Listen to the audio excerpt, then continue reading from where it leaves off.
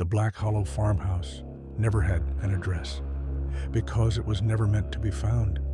It was a scar on the earth, a place where the sky peeled away, where the air turned thick with whispers, where the ground was not dirt, not wood, not stone, but flesh. And that night, Jeremy and his friends didn't just enter it, it entered them. "I bet you won't last till midnight," Eric said. Jeremy never answered, because the house was already inside him. He felt it in his teeth, a writhing, a hunger, a second heartbeat behind his ribs. The front door opened, but there was no door, just a gaping hole in reality, a wound that should not be. They stepped through, and the house sighed around them. Not wind, not voices, something deeper. Lisa gasped. "Do you hear that?" The lullaby had already begun. "Hush, little baby, don't say a word." The voice was soft, warm, Jeremy's mother's voice. But his mother was dead.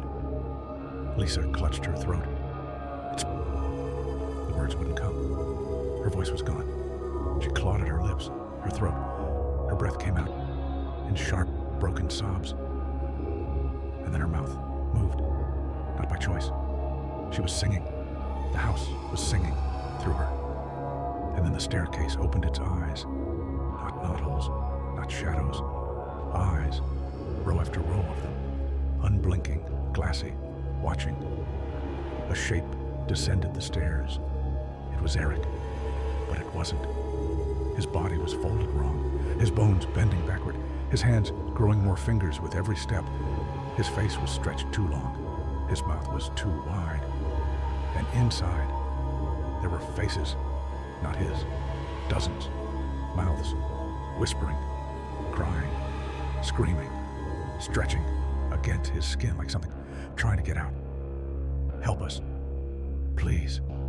It hurts." Jeremy could not move.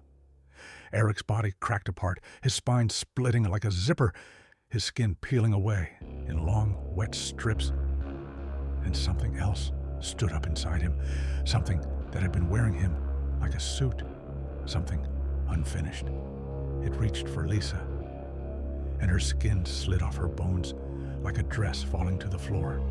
She did not scream, because the house had eaten her voice. Jeremy ran, but there was no door anymore, only teeth, hundreds, growing from the walls.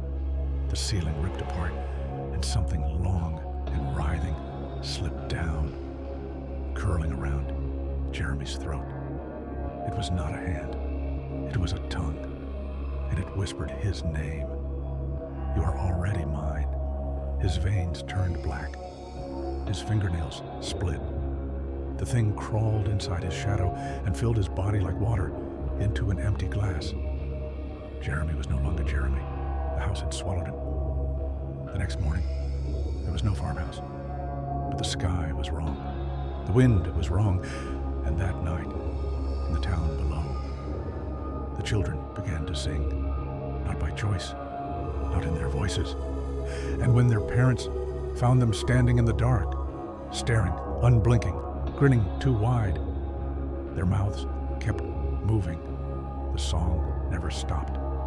The house was still growing, and now it had roots in their flesh. It is inside you now, too. You can feel it, can't you? That tickle in the back of your throat, like something waiting to crawl out, like something trying to sing.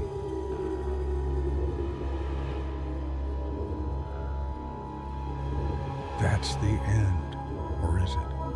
Some stories never really stop. Stay safe out there. If you enjoyed this story, be sure to like, subscribe, and check under your bed. See you in the next one, unless something sees you first.